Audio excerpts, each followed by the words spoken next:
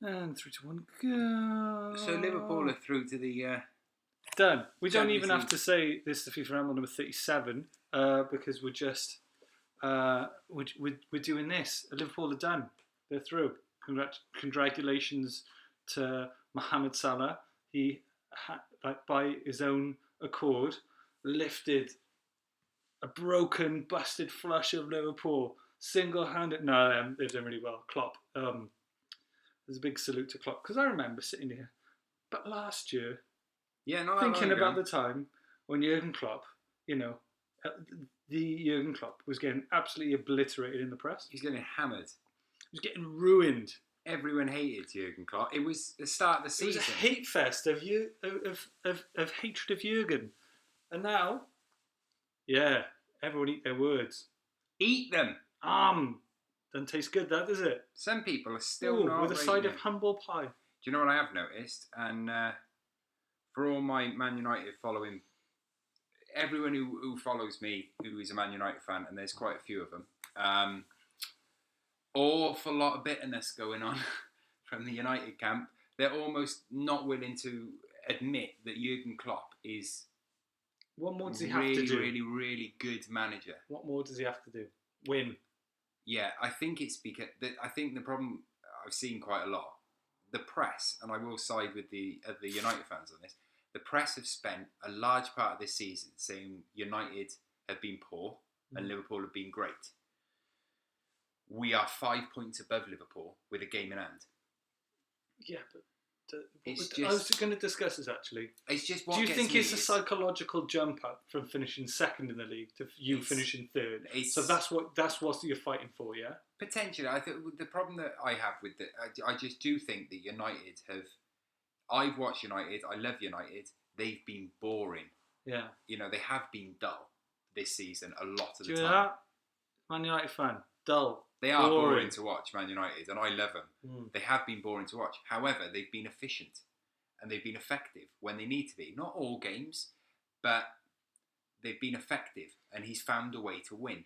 And we all know Ferguson was a master of that. Yeah, there was genuinely, about 4 or 5 weeks ago, an article that was published in the Daily Mail that said it's official, Liverpool are the best team in England. And I was just like, if only we had a system in place where 20 teams competed against each other for points to create a league table to decide that for us.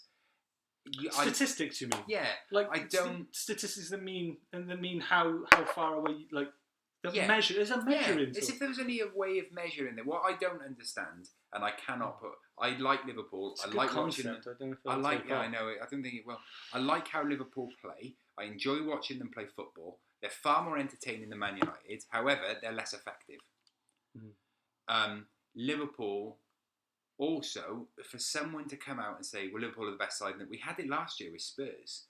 It was the media get hold of a team and suddenly it becomes like their baby. Man City have had a lot of good press, and rightly so.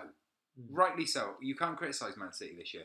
Last year it was all about Spurs. Because statistically, Spurs didn't win the league. Can I just halt you for a second there? Halt me. Halt away. Just hello, Warren. Welcome to this is number 37 of the FIFA Ramble. It's just seamless right now. Seamless. Welcome. We're discussing things like Liverpool and we're discussing Man City. Man City win the league on some sort of table. We were just discussing a table. We were talking about how measuring tool. Yeah, there was an article published saying that Liverpool, it was literally like, it's official, Liverpool are now the best side in England.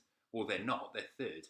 They're going to get to the Champions League final. However, like I said, it was Man United get criticised and they're not saying, they're not that good of a side. However, they're 5 points above Liverpool and they've got a game in hand. Well... But look, it's how you measure success, the media's favourite side. It's how you measure success. So instantly, obviously, cups straight off the bat, as well as the league. So the league matters, on a lot of level. But then it's cups. So how do you measure success in terms of where Man United finishes? They have to win that FA Cup. That's the significance of the FA Cup. And for Mourinho, he needs that cup. Yeah, well, he wants to win. He said that he wants to aim and get a trophy every year. That's his aim. Yeah. So if he doesn't win anything this year, what do you think will happen? And if he'll come third? If he doesn't, I think Man United finish second. Yeah, but I'm just saying, if they did from that come third, perspective, he would still sell it as a bonus because it's a matter of pride, finished, isn't it? Well, we finished outside the top 4. Yeah. The difference of this season when it comes to Man United is, for me, is I don't think we need to win the FA Cup to actually have a successful season. I disagree. I think he does, because we finished 6th last year. Yes, but like we finished second. Like we were saying, well, we will. Second's important for a psychological impression, really. Like to finish second in the league, like because everyone look back on this league and go, I finished second, so they were close. They almost had it there. But I think Mourinho needs that cup. Yeah, I think because after crashing out of Europe the way they did, and that was shaky time, and then that's the first like crack in Mourinho's armour we saw all season. That they flipped out and started blaming players. Work. No, it didn't totally. Work. And like I think they've almost responded to that. Really absolutely, totally with the FA Cup. But when they have to win that, I think what a setup as well to play against Chelsea. It's just if it's Chelsea in the FA Cup final, Mourinho tends to turn up in big games. He'll turn up just the same way. Hey Derek, how are you doing? Just the same way in when they face Spurs at Wembley. There's that sort of mentality. Yeah, like you could see him like thinking of the next game already. Like okay, that's done. Well, it was a big game, wasn't it? And it was he does tend to turn up in big games, especially if it's a cup game. But I do still think Man United last season they won the Carabao Cup and they won the Europa League, and Man United had never won the UEFA Cup in it. Well, Europa League, but in its history as a cup, we'd never won it, and he did it. And he could then hang his hat and say, well, there you go, I've won you a trophy. I've got you back into Europe. You've never won this trophy before. This season, I do think if he wins the FA Cup, he can then they equal Arsenal, because we were top and then Arsenal overtook us. Equal Arsenal's records, plus they're guaranteed top 4 football. So regardless of what happens in the cup, they don't have to go through the back door. No, my point of it now is when I say I don't think we have to win the FA Cup to guarantee a successful season. We're guaranteed top 4.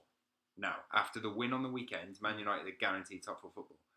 That is a marked improvement on 6th place last year. Yeah, we could wax lyrical about Man United, but I just would like to move on now. Let's move on. Tell me more about Liverpool. Let's move on. Liverpool's emphatic season. And Liverpool have been brilliant. They have. Again. We drop anchor on this, sorry. Okay. We're going to drop anchor. Guys, don't worry about us. Don't worry about us. Just enjoy yourselves. All you Facebookers. And we're now live on Instagram tonight. New platform over there. You can't see it. It's over there. You won't be able to see it. At the FIFA Ramble on Instagram. Check us out. We're hot stuff. We're hot like Pol Pot. No. I mean, that's one dictator's name dropped. Right, ready? Yep. Liverpool. Where do we start, eh? I mean, they've had the season of their lives. Almost. You think? Well, apart from the slip, to a certain degree. Anything else which is like come to any sort of fruition in this level? Yeah, with Jurgi. They have had a great season, and they've been very pleasing on the eye. That's what I go as far as saying. I don't think they've had the season of their lives. Their football has tickled my pickle. It has. It's tickled my pickle. My pickle is tickled. Two tickled pickles. 2 tickle pickles, yeah. And they've all done it with a goalkeeper, which some say is not up to scratch. Well, I've said this myself. I've said on numerous podcasts that we've done / live streams that I take Carries over Mignolet. No. Well, yeah, 100%. I've said that in my opinion, they are a left back, a goalkeeper, a central midfielder, and a centre forward away from having one of the best squads in European football. But I've almost checked. I think based on this season and what has the season's gone on, I actually think Karius is more than capable of being the goalkeeper. Fantastic end of the season in a Premier League challenging squad. Do you know what? I'm going to disagree with you. I still don't think Robertson is. I'm going to disagree with you. I think he's had a good season, Robertson. I think they need a new left back. You always pinpoint like a squad needs X, Y, Z, yeah? Mm-hmm. Not the point with Klopp. It's the Klopp effect that does it. It's the whole No squad, and you as a Man United fan know that a squad can go so far when it's pushed by the right people. Definitely. So by saying your way of like, okay, just needs a left back, needs a midfielder, needs this, that, and the other. Nah, it's a Klopp effect. It's psychological on how far you can push those players. I just think that I'm basing it purely on watching them play and seeing where I think there is a deficiency. That's fair. I also have watched, as a Man United fan, just let this. As a Man United fan, I've also watched David De Gea single-handedly keep us in games. I watched Navas last night single-handedly keep Real Madrid Amazing. in that side. He made 2 particular saves, both of which were pretty much point blank, which was stunning.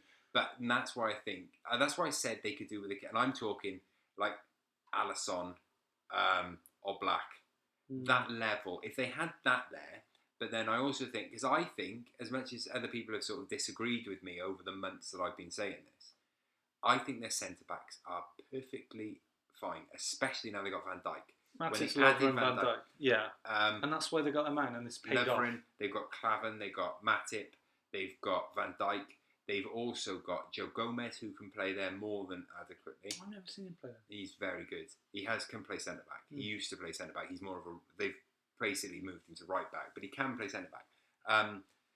At right-back, I think they are more than capable with using Alexander-Arnold, Joe Gomez. I like that. I like that about young Liverpool. Players bringing young them and through the ranks. Yeah, that's the boot room. That's what won them everything.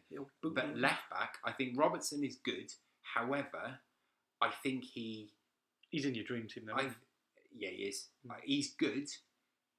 But again, let's take out who would sign for Liverpool and money involved. Just to give you 2 options, yeah?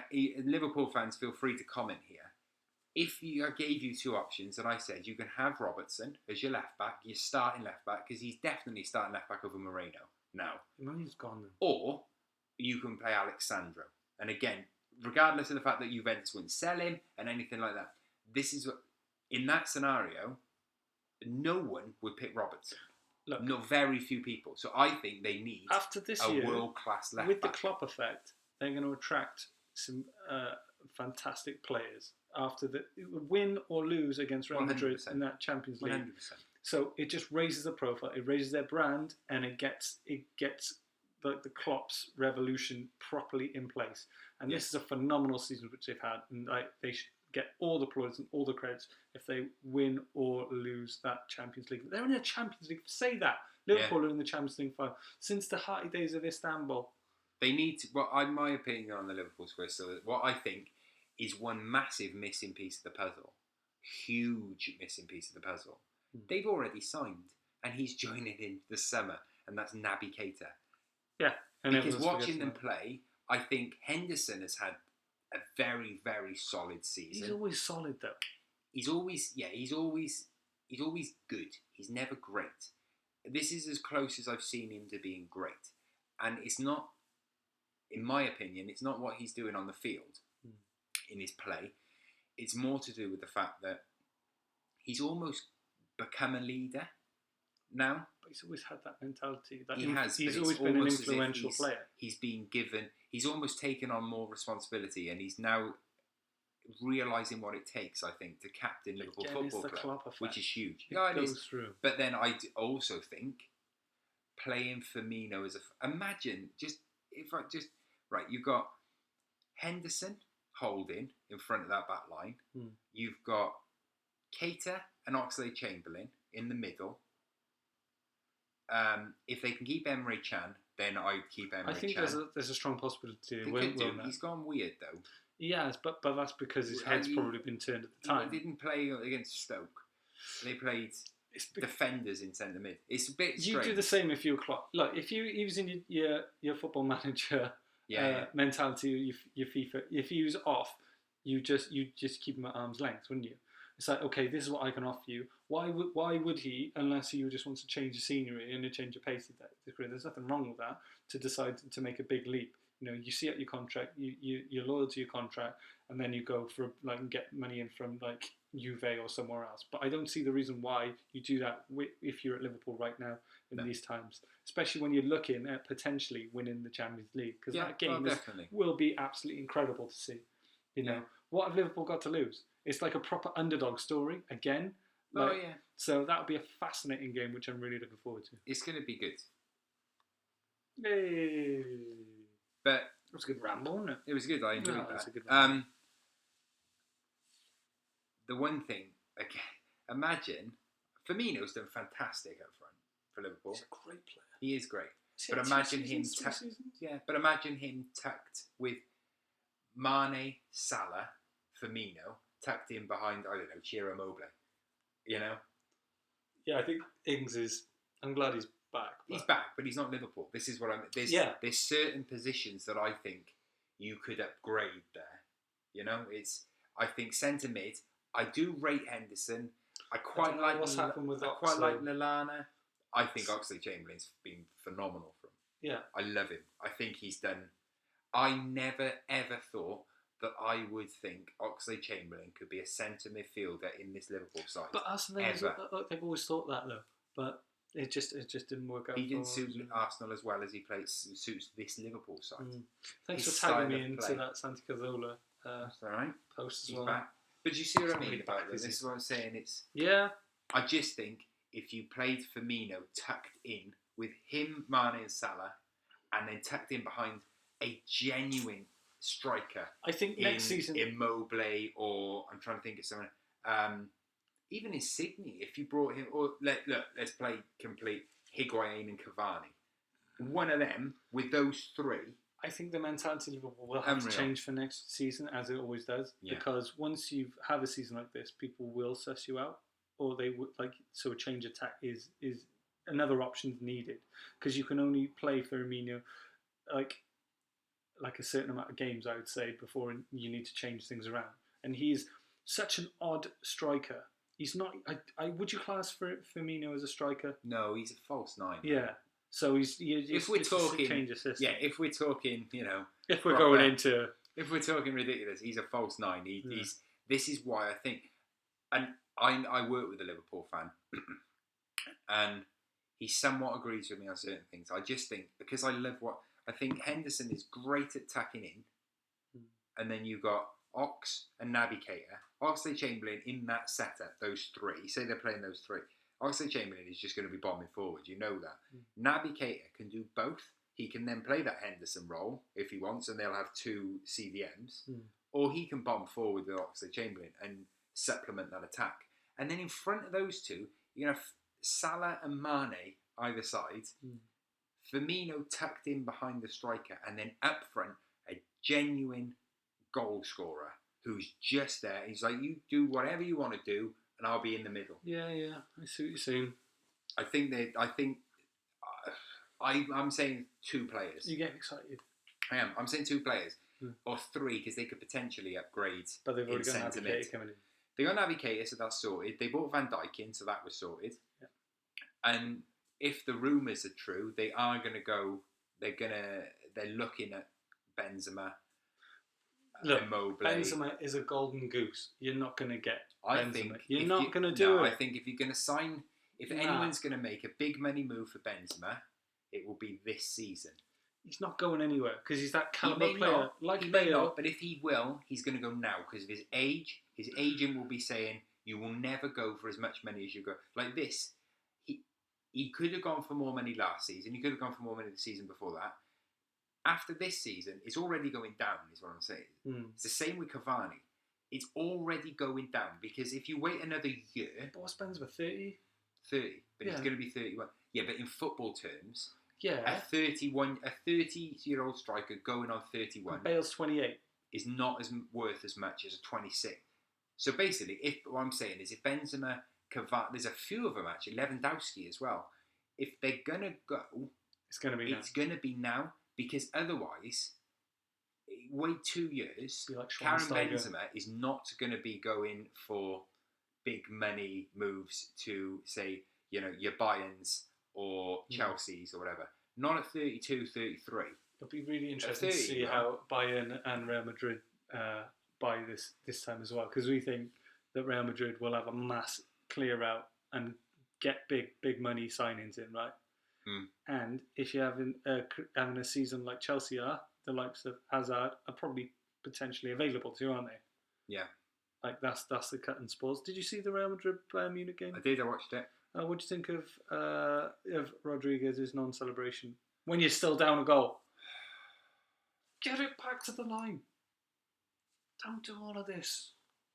You're still behind, mate. Well, crack right. on. If he had signed for them permanently, I'd be fuming. I don't like it at all.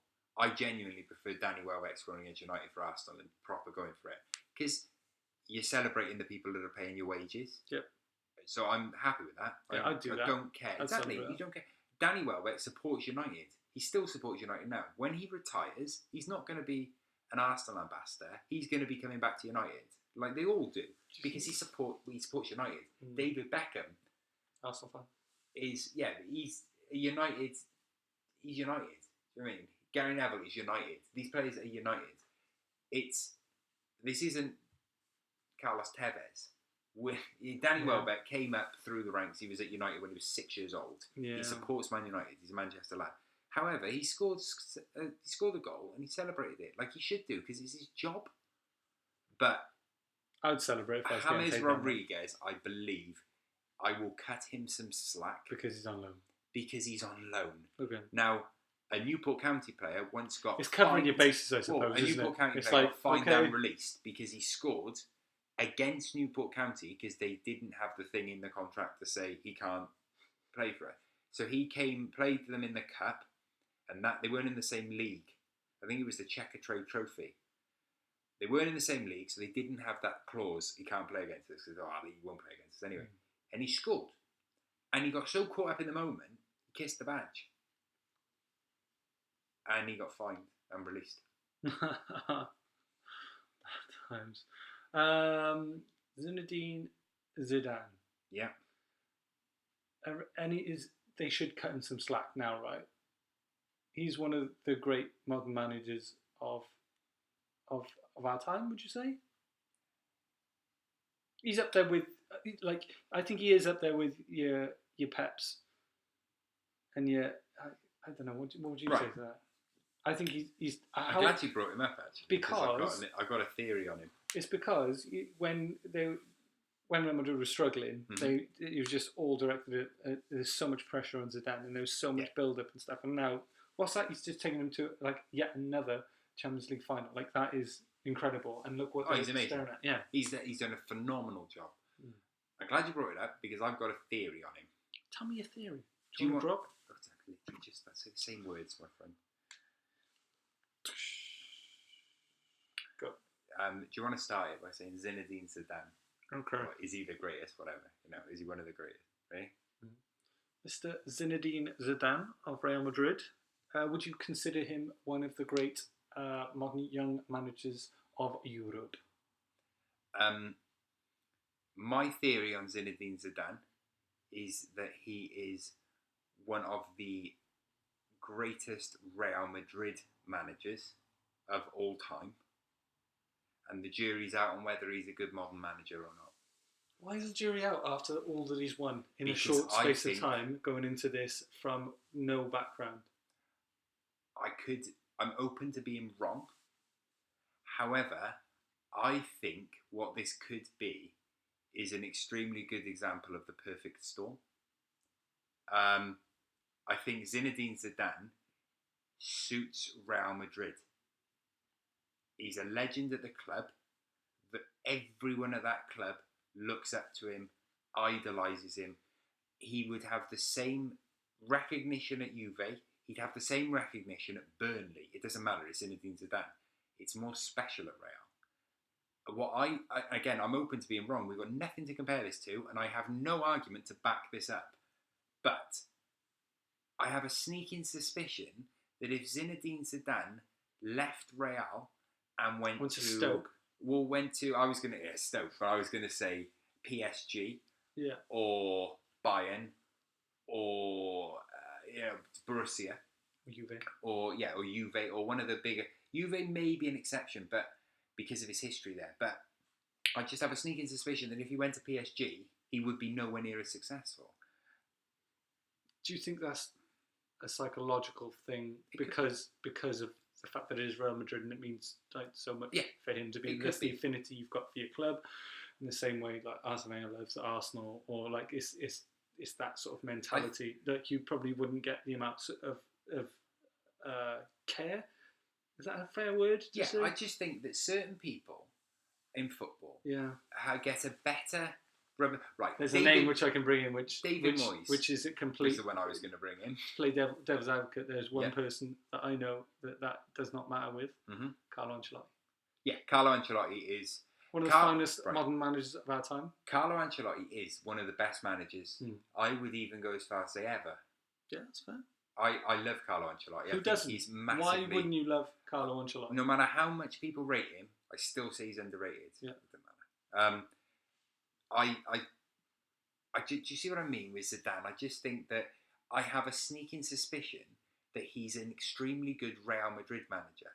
I'm not so certain that he would be a very, very good Bayern Munich manager. Yeah, because you know the setup and that's the club that he's got. A club legend. He's everything to that club. The club means a lot to him and he means a lot to the club. I think it's the perfect storm. I also think David Moyes, and it's on such a small scale, but he was the perfect manager for that Everton side. Yes. He was the perfect man for the time that they were at, the level that they were at, the players they had, the fact that he couldn't go out and spend a load of money on players. He had to do well with his scouting. The 4-1-4-1. Yeah, he did amazing at that scouting. People forget how good David Moyes did at Everton. The amount of players that he brought in that were underrated elsewhere, he brought them in and he got them playing above their ability. But he didn't kick on, did he? That's the problem with No, Moyes. he did. Because he just reverted back to that autopilot system of the same sort of player. Yes, he did the same. So stuck in his way. Again, I mean, look, we're going off the track as Zizou, but...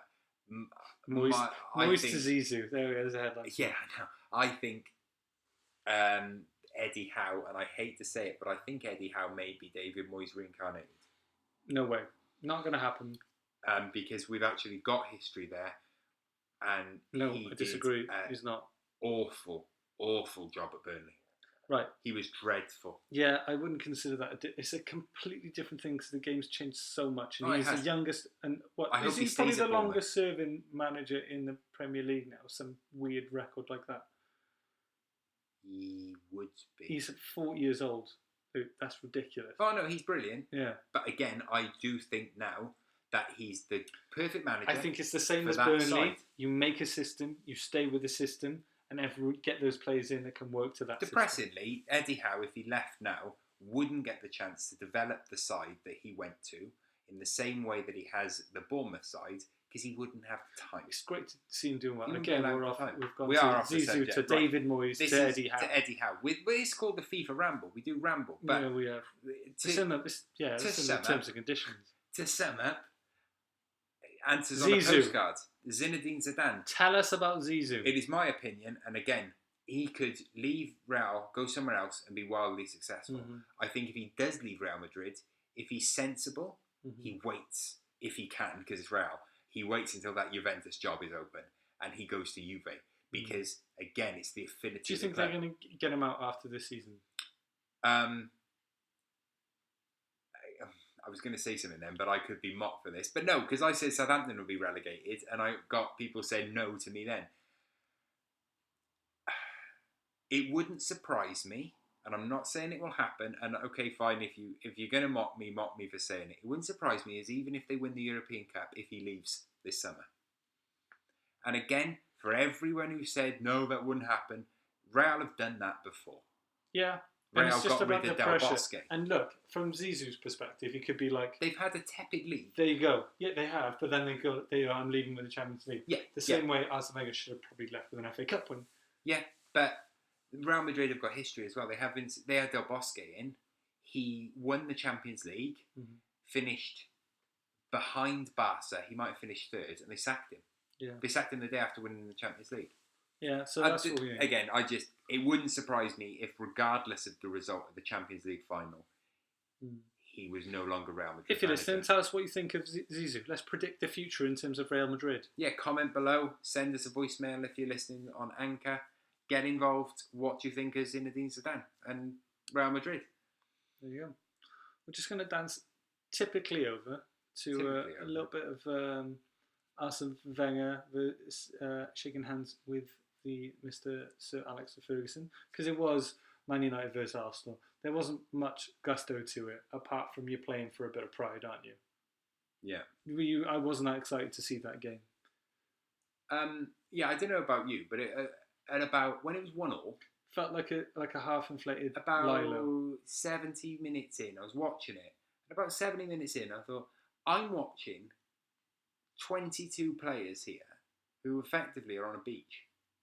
Yeah. Do you know what I mean? They were. Well, it looked as though they finished their season. Right. I disagree, because from an Arsenal perspective, it was absolutely wondrous to see how many young players were out there on that pitch. Oh yeah, that was great. It was fantastic, and those kids were given a hell of a run out, and that's just like, that says a statement, doesn't it? It's like, okay, well, if I leave, this is what is in the future pipeline for Arsenal as a football club, and to know that they held their own, and when Mickey got that goal back, that was a really fantastic result of 1-1, and then big old Fellaini pops his like ugly face up, didn't he, in the night? Yeah. And ends that dream, because that would have been a really fair result, I think, 1-1. I think 1-1 would have been the fairest. And that would have been lovely, and think how much confidence that would have given the kids. Also, saying about the youth of Arsenal, the centre-back who they brought in, was he 17 or 18? Dimitri. Yeah, he's Mavropanos. Mavropanos, that's the dude, well remembered. Mavropanos had an absolute barnstormer of a game. And how lovely is that to see? The kid's like 18, and you had all the double barrels as well, didn't you? And you had Willock, and you had like a full roster of young talent coming through, as well as a sprinkling of like a bit of Mkhitaryan. I'm so happy Mkhitaryan scored for his own sanity, not because it's against Man United, because he goddamn needs that. Because he's looking a bit old and tired now, isn't he? Yeah, he's interesting with Mkhitaryan. Again, I said when he was signed, when he's on, he's brilliant. When he was off, you might as well be playing with 10 men. He did that a lot. He went missing. But interestingly, what I think needs to be brought up, and again, people don't really say, people talk about Pep Guardiola and the job that he's done with Raheem Sterling and Sane, and countless other members of that Man City squad. And he's taken a player who was good, developed them, and now they're better. Wenger took Mkhitaryan at a time when his morale would have been at the absolute lowest. He had been publicly criticised by his manager. He had been used, regardless of what Mine Raiola says, he'd been used as a make-weight. We got Alexis. That was not a case of, that was not a swap deal. That was, we're signing Sanchez now and you have Mkhitaryan and we won't pay you any money, or we'll take him for nothing and you'll get no player in the summer. That literally was it. There was no, that's the detail of the deal that came in. That was the deal that was on place, and Arsenal wanted money as well. And the thing, United were like, well, we're not giving you money because we can just wait 6 months. He's already signed a contract with us. He's coming for nothing. But we'll also then sell Mkhitaryan and make 30 million. And that was apparently the deal. Now, what they've done is take that player at that time, and Wenger has actually done wonders with him. He's, one of the games I've seen him play, he actually looks like a different player to the one that I saw at United. I just think that, again, not enough has been made of the job that Wenger did with Mkhitaryan and developing him in the very short space of time that he's had him. It is, but look, there's no room for thank yous in football, is there? And no one ever says thank you. It's this weekend. Arsenal playing Huddersfield. It's the last home game that they'll play with Arsene Wenger there. I was just thinking just before this, because I saw like a very tepid, like looked like a very limp handshake. I know they're mates anyway, like Ferguson and Wenger, but there's going to be such a difference and a comparison of Alex Ferguson's goodbye to Arsene Wenger's goodbye, and I think it's going to be absolutely like it's not obviously it's not going to be anything near Alex Ferguson, what it should be, but it'll just be filled with hatred and spite and awkwardness, because the game before that, it was so, like the Atletico Madrid game, you saw that game, yeah? Yeah. It was so close to being 1-0, excellent, happy days, great, and then it just turned, and it was like, oh. We did a God. we did a podcast on the Atletico Madrid Arsenal game. It was, and I did the podcast on my own. I did a podcast. I put it out there. I'm not an Arsenal fan, and it was when I've never wanted a team that I don't support to win so much in my life. It was perfect. It was the way I described it on the podcast was it was the perfect performance until it stopped being perfect, and it was literally one mistake. Do you know what though? I think Koscielny did everything right. Like, he struggled to get there, but he hooked it. He got the ball. But the problem is, it just, for me, the mistake wasn't even him hooking it, and then the problem when you watch the replay back is that for some unknown reason, up to that point, he had literally he'd been tight to Griezmann. He'd been glued to him. He hadn't let him leave. For some unknown reason, when they won that ball back on the penalty box, he let him have a yard of space. You're Laurent Koscielny, that is Antoine Griezmann. Don't give him a yard. What are you doing? And that was the error. Now he did almost enough to get back. Do you see what I mean? Like, everyone was slating him. But if he hadn't have given him that yard of space. We're talking about margins, fine margins, like a yard.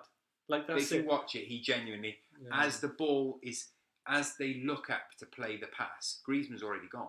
He's already turned. He's facing back towards his goal. He's facing away from Arsenal's goal.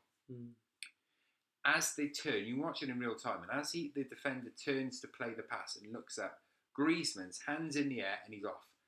Koscielny, as Griezmann makes his run, Koscielny hasn't even noticed he's gone.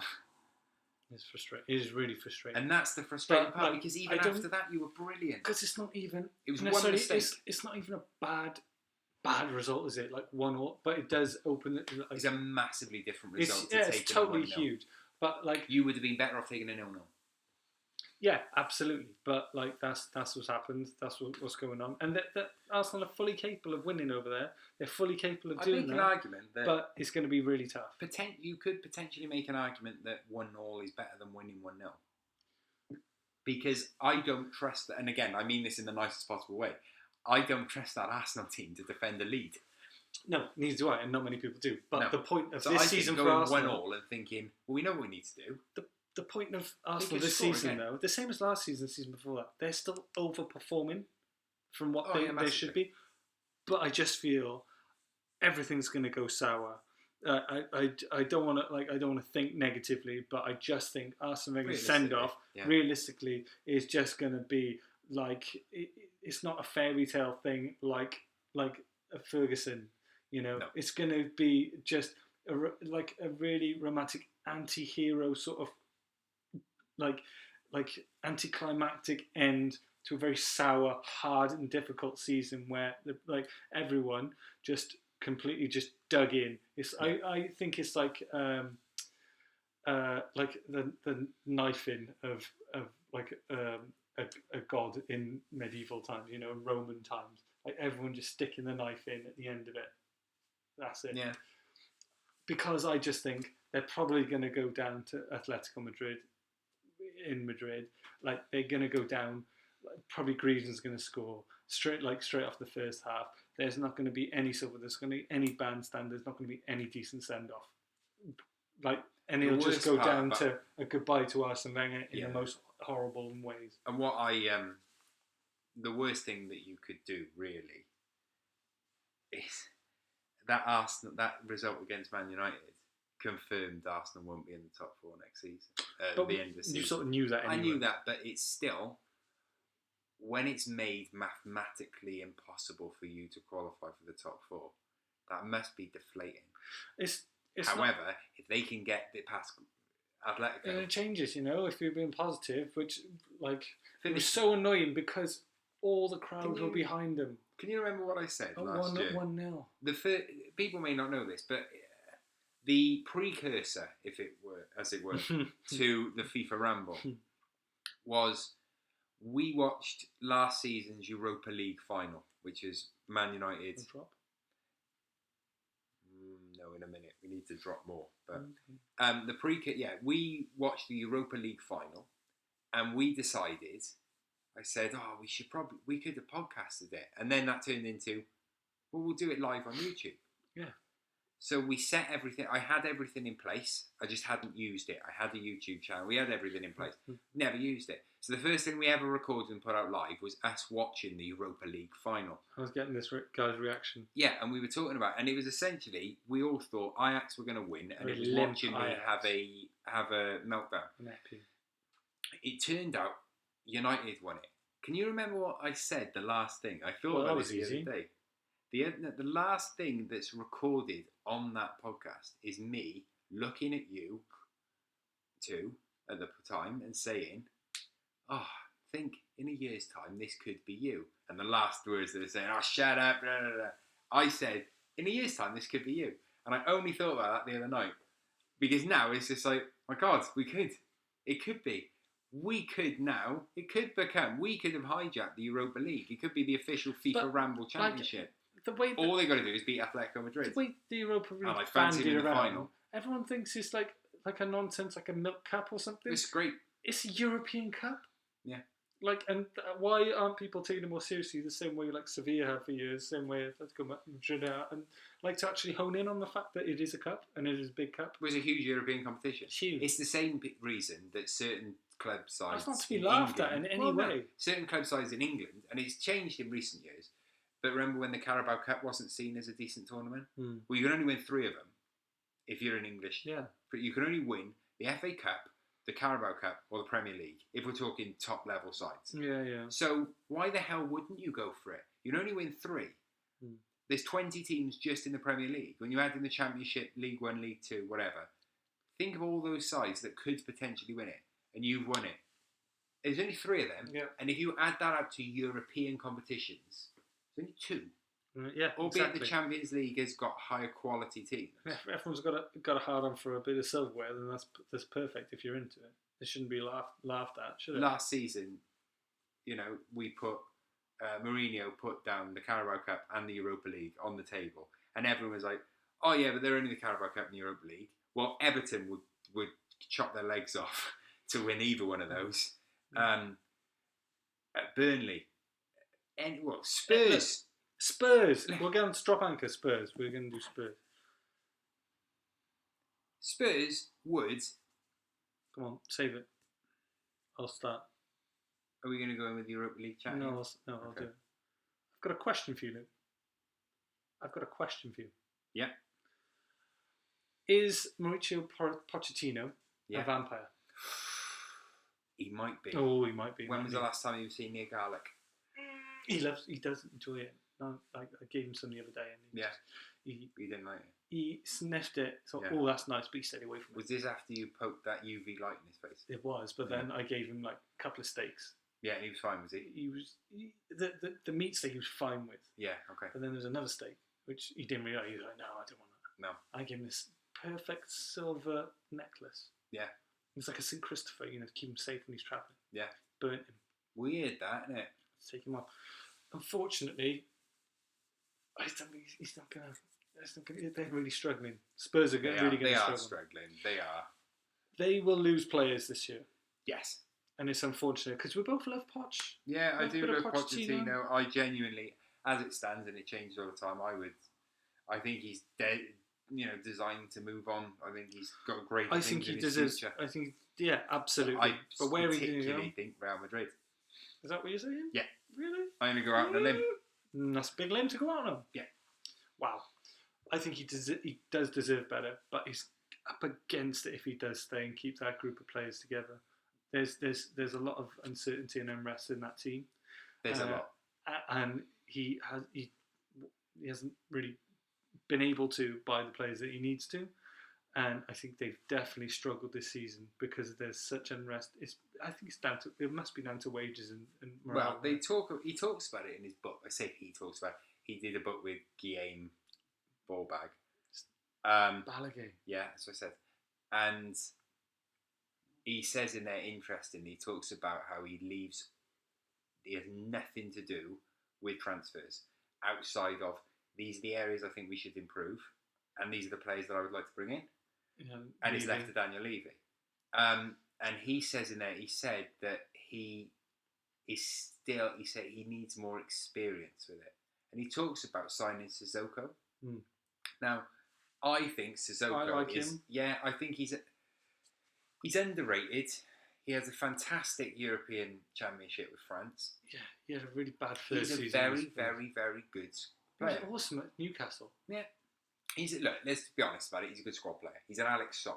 I think Lamella's let him down because of injury injury record. I think.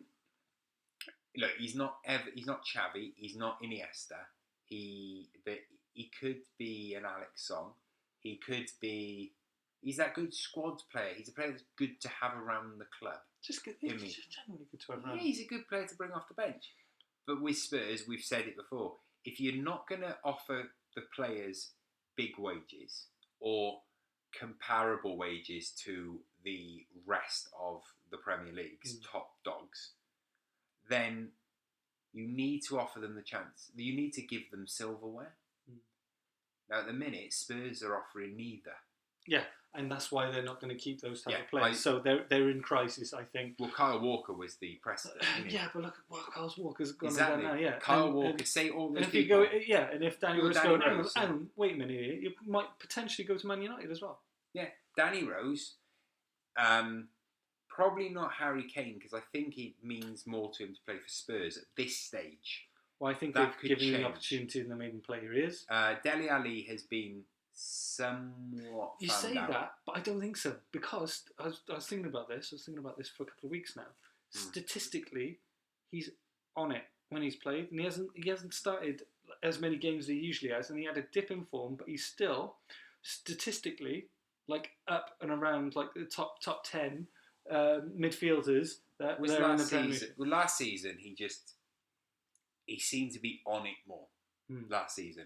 So maybe he's actually performing at his mean level. Maybe it's psychological though. Like, what am I fighting for? Well, maybe this is just the level that he's at. Maybe last year was the anomaly. Maybe it was spiked. Yeah, maybe when Son, like when they went crashing out to Juve, he was absolutely distraught.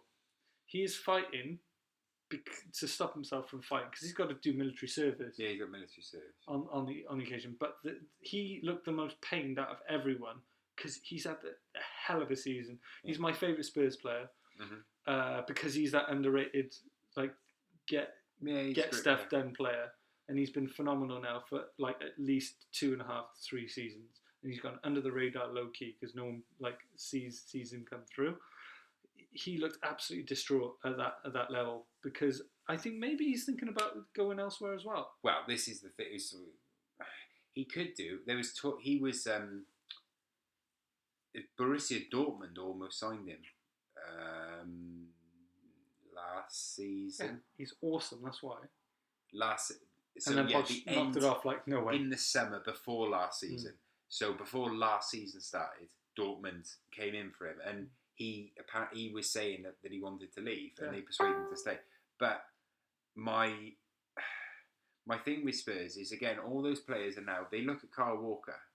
So not only did he leave and he's earning more money, but he's now got the Carabao Cup winners medal and a Premier League winners medal. So literally, he has done in one season what Spurs have not been able to offer any of their players season after season after season. And it is unfortunate, but that's the trend that Poch needed to buck, and he hasn't done that. But we don't blame Poch for that because that's out of his control. So it'll be interesting to see their approach because they need to do something very drastic, and they need something to keep all their players intact for the next campaign. That's what I think. So then, let's talk Poch. Yes, Steve. Wagwan. Boosh. What's going on? What else has tickled your pickles this week? Serie A. Ooh. Serie A tickled my pickle. Can I just add The an asterisk? drama. Can I add an asterisk point? From here on out, we will not discuss any possibility at all, or any doubt about the legibility of those results. Match fixing is no longer a thing in Serie A because we do not want to be libelled. This will stop. Allegedly. Yes. No, well, there's no allegedly. We can talk in honest terms. Juventus got done for match fixing and were demoted. It's a thing that happened. That is a fact. They did it. They got punished. That is it. From here on out, we're just going to talk about the results. Napoli beat Juventus weekend before last. 1-0. Koulibaly got a header in the 90th minute. Smashed her down. We didn't talk about it properly. One hell of a header. He just came out of nowhere. And when he came out, not only did he come out of nowhere and head the ball in, he took about 7 players with him. 90th minute. Crazy. No one let that hype. No. And Napoli then brought themselves back with that win. They were 1 point off Juve. Fast forward to this weekend. Inter Milan are playing Juventus. It's 1-1. Inter Milan get a man sent off. There was a bit of debate over whether or not it was a red, but he was sent off. I think it was deserved a red. Then Inter scored. The 10 men of Inter Milan scored, and it's 2-1 Inter Milan. Then Juventus scored 2 goals in quick succession and won the game 3-2. The one thing I will say is I think, let's give the keeper the benefit of the doubt here. Watch those 2 Juventus goals. The keeper actually... What are you saying? He maybe was unsighted. However, it does look as though the Inter Milan keeper, he must have dived the wrong way or misjudged it, because for the first goal, the equaliser, he does move out the way. Then Juve win 3-2. Fast forward then 24 hours later, Napoli are playing Fiorentina.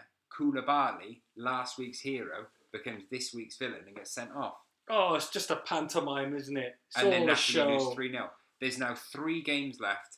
Juve are 4 points ahead at the top. And they've got a harder run in than Napoli. Only just. It's all a show, though, isn't it?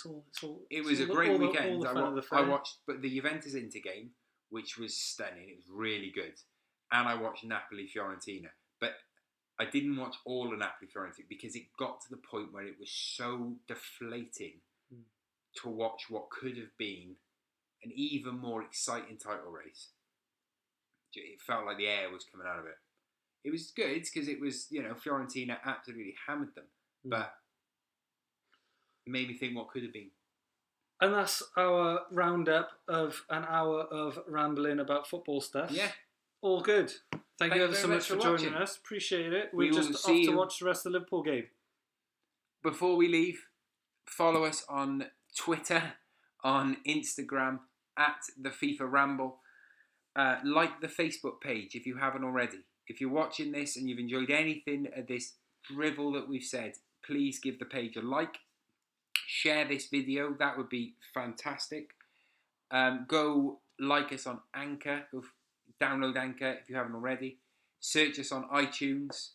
We're on iTunes. It's taken ages. Apple Podcast. It took months of work, but we're there. We're on there. We're there. It's actually official as well. It's not like a knockoff. So we're actually on iTunes. iTunes. You can search us on iTunes. Search the FIFA Ramble. The FIFA Ramble. And it comes straight up. Like all your other podcasts, like it's an actual thing. It's a thing. Just subscribe to us and we'll be downloaded straight in as a new episode becomes available. And like us on Twitch. Twitch.tv/Calhoun Review. We got a FIFA 18 Juventus career mode save at the minute. We're about to get into the January transfer window, finish the first season, and I need you to help me with a left midfielder. Bye.